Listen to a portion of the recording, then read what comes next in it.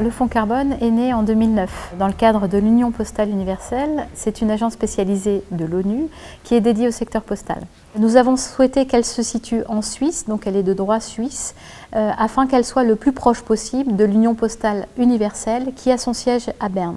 Nous avons souhaité aussi réduire les coûts de la structure légale.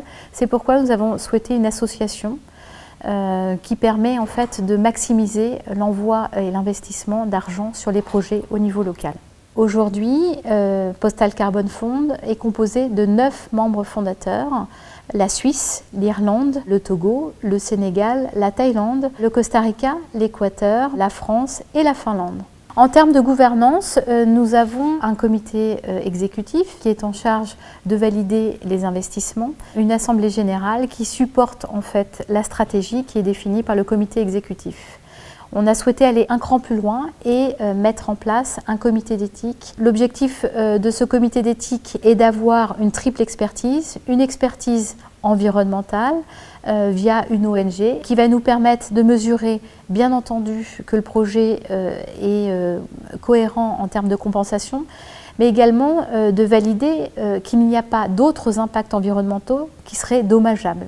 Une ONG qui va traiter des sujets de transparence, corruption, pour nous challenger en fait et faire en sorte que l'argent aille bien sur les projets et ne soit pas détourné.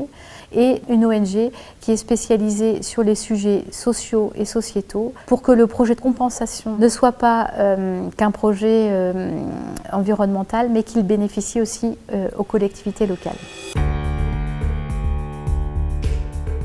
Nous sommes dans la phase de détection des projets. Il faut savoir qu'il y a 2 sources logiques d'émissions pour le secteur postal, les transports et le bâtiment. Si on regarde les sources, on a 670 000 bureaux de poste ou bâtiments à travers le monde. On pourrait imaginer des toitures solaires, on pourrait imaginer aussi retravailler complètement l'efficacité énergétique d'un bâtiment.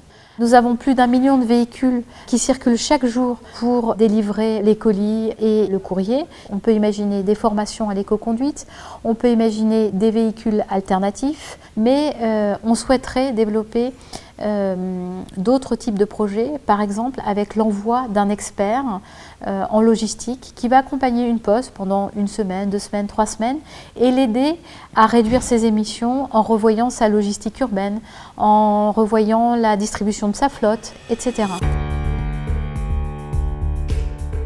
Depuis 2009, on a mené un certain nombre d'études au sein du secteur postal et cette étude a mené à un besoin de 5 millions de tonnes de carbone. On a quand même souhaité conforter les hypothèses qu'on avait prises dans ces 2 rapports en allant consulter les managers de fonds carbone eux-mêmes.